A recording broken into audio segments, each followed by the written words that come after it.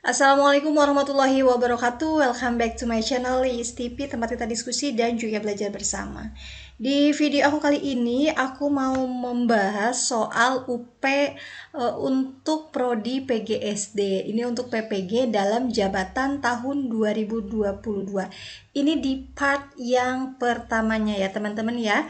Buat teman-teman yang baru menemukan channel Liis TV, jangan lupa tekan subscribe terlebih dahulu ya, dan jangan lupa nyalakan lonceng notifikasinya agar dapat pemberitahuan ketika aku upload video yang terbaru.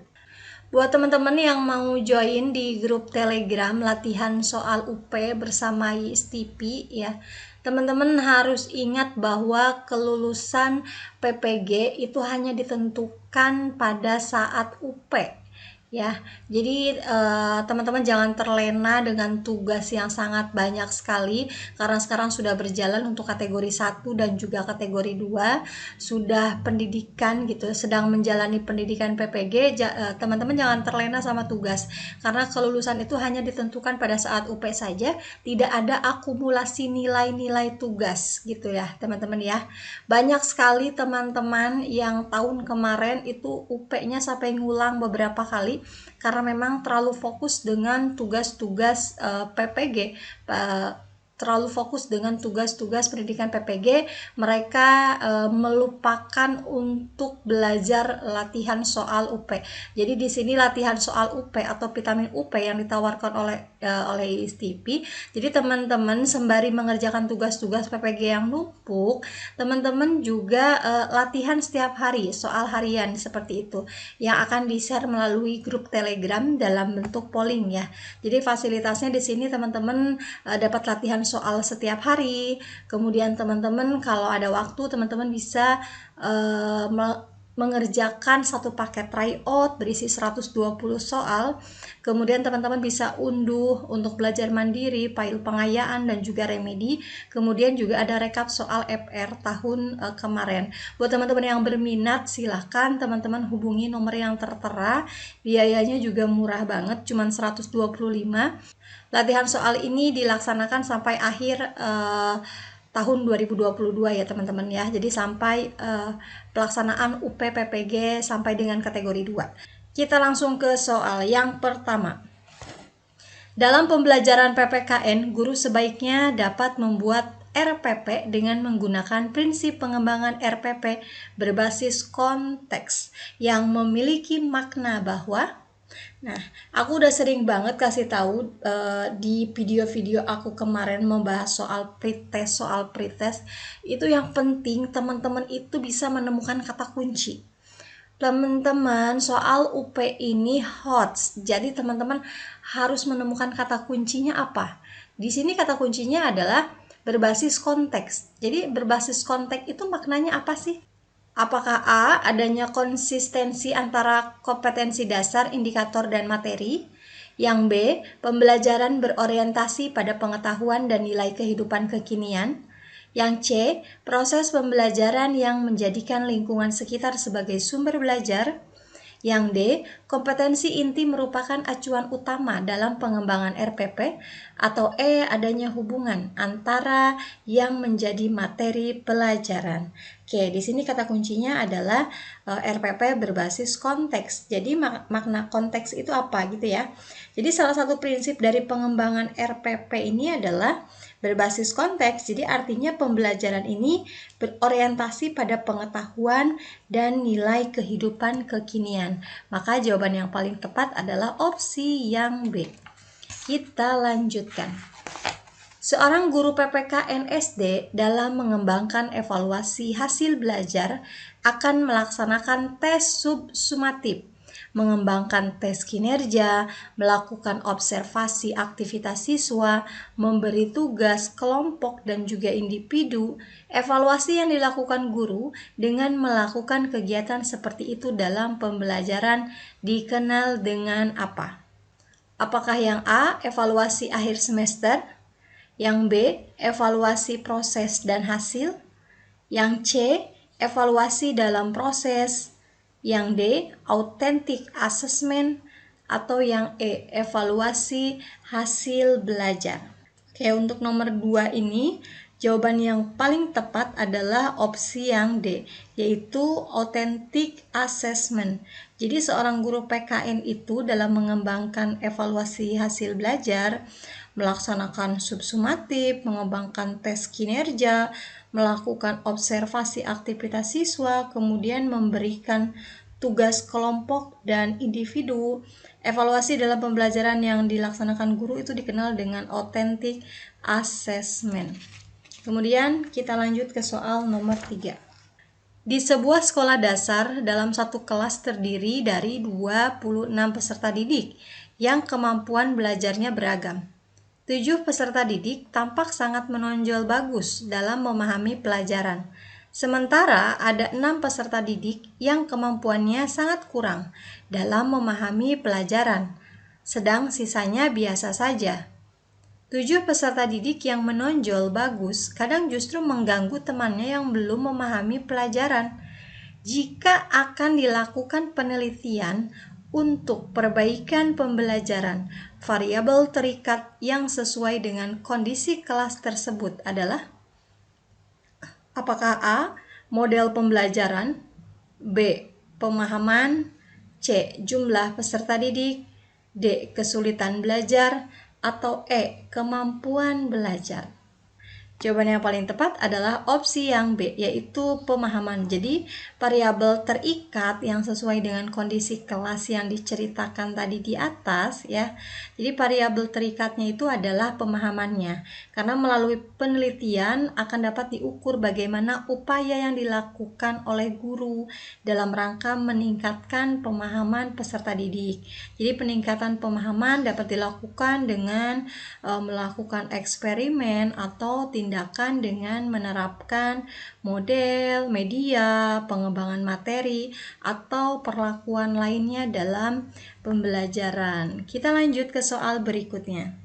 Seorang guru SD kelas 4 dalam muatan pembelajaran PPKN memulai pembelajaran dengan menyampaikan beberapa penjelasan berdasar pokok-pokok materi pembelajaran, lalu membentuk kelompok untuk melaksanakan kegiatan pembelajaran. Setelah selesai tugasnya, siswa melaporkan hasil diskusi kelompoknya. Selesai presentasi, siswa diberi hadiah sebagai penghargaan atas keberhasilannya.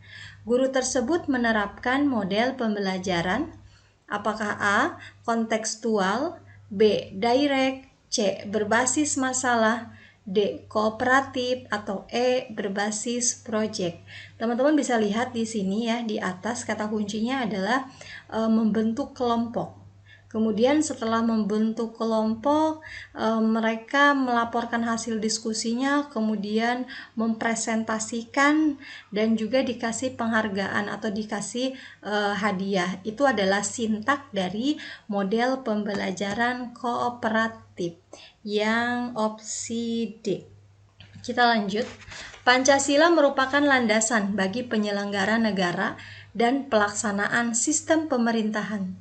Konsekuensi penerapan fungsi Pancasila sebagai dasar negara RI. Apakah yang A. segala peraturan yang ada harus berdasar dan bersumber Pancasila? Yang B. Pancasila menjadi pedoman dalam kehidupan sehari-hari? Yang C. Pancasila menjadi alat pemersatu bangsa? Yang D. Pancasila menjadi kepribadian bangsa Indonesia? Yang E. ciri khas bangsa Indonesia.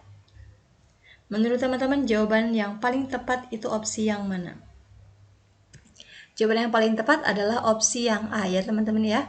Segala peraturan yang ada harus berdasar dan bersumber Pancasila. Kita next ke soal berikutnya. Manakah pernyataan berikut tentang Pancasila sila pertama yang paling benar? A. Sila 1 Pancasila mengamanatkan bahwa seluruh warga negara wajib beragama. Bisa jadi ya betul. Yang B. Sila 1 Pancasila mengamanatkan bahwa peraturan perundangan didasarkan pada agama. Ya. Yang C. Sila 1 Pancasila mengamanatkan bahwa seluruh warga negara wajib bertuhan yang diwujudkan dengan memeluk agama atau kepercayaannya. Ya. Yang D, Sila 1 memberikan kebebasan kepada setiap warga negara beribadah sesuai dengan agama dan keyakinannya, menciptakan kerukunan umat beragama, aturan dan penyelenggaraan bernegara harus berketuhanan yang Maha Esa. Ya. Kemudian yang E, Sila 1 Pancasila mencintai sesama sesuai dengan keyakinan agamanya. Di sini kata kuncinya adalah yang paling benar. Jadi mana sih jawaban yang paling benar? Jawaban yang paling benar adalah opsi yang D, karena ini yang paling mencakup semuanya. Yang A juga benar, yang B juga benar, tapi mana yang paling benar gitu loh. Ya teman-teman ya. Mana yang paling benar? Di sini yang paling benar adalah opsi yang D. Jadi sudah komplit mencakup semuanya. Kita akan lanjutkan ke soal berikutnya. Penegakan HAM di Indonesia terkendala antara lain oleh lemahnya pengawasan masyarakat dan perlunya penguatan lembaga swadaya masyarakat di bidang hukum. Usulan upaya penegakan dan pemajuan HAM di Indonesia yang tergolong pada lembaga swadaya masyarakat adalah: apakah A. Undang-Undang Pengadilan HAM, yang B. Komnas HAM, Lembaga Pengadilan HAM dan KPAI, yang C. YLBHI dan Kontras, yang D. KNPA dan KPAI, Komisi Nasional Anti Kekerasan Terhadap Perempuan, atau yang E. Komisi Kebenaran dan Rekonsiliasi. Jawaban yang paling tepat adalah opsi yang C ya, jelas ya teman-teman ya. Ini adalah lembaga swadaya masyarakat, jadi bukan dari pemerintahan. Kita akan lanjutkan ke soal berikutnya. Selalu membina kerukunan, persatuan, dan kesatuan di lingkungannya, serta mencintai budaya bangsa di atas kepentingan pribadi, keluarga, dan golongan, merupakan pencerminan dari: apakah A. Kerelaan berkorban, B. Cinta tanah air, C. Sadar bernegara Indonesia, D. Sadar berbangsa Indonesia, atau E. Jati diri bangsa Indonesia. Jawaban yang paling tepat adalah opsi yang B, yaitu cinta tanah air.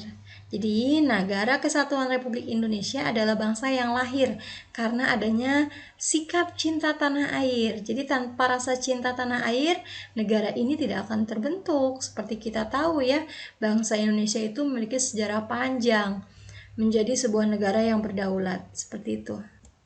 Kita lanjut soal berikutnya. Gagasan bahwa negara perlu menata kewenangannya dengan adanya pelimpahan kekuasaan dari pemerintah pusat ke pemerintah daerah. Sistem pemerintahan yang dianut Republik Indonesia saat ini adalah: apakah A. Federal, B. Monarki, C. Presidensial asas desentralisasi, yang D. Presidensial asas sentralisasi, atau E. Parlementer. Jawaban yang paling tepat adalah opsi yang C, yaitu presidensial asas desentralisasi. Salah satu kerugian yang paling utama ditimbulkan oleh ekstremisme dalam kehidupan masyarakat multikultur, berbangsa, dan bernegara adalah: apakah A. Tumbuhnya sikap menang sendiri, yang B. Semakin kuatnya individualisme, yang C. Terjadinya perpecahan, yang D. Menimbulkan rasa saling curiga, yang E. Berkembangnya nasionalisme sempit. Jawaban yang paling tepat adalah opsi yang C, yaitu terjadinya perpecahan. Jadi kerugian yang paling utama ditimbulkan. Oke, itu aja yang bisa aku sampaikan di video kali ini. Semoga bermanfaat buat teman-teman semuanya yang akan mengikuti UPPPG tahun 2022 ini. Semoga bermanfaat, salam sehat dan semangat. Akhir kata, wassalamualaikum warahmatullahi wabarakatuh.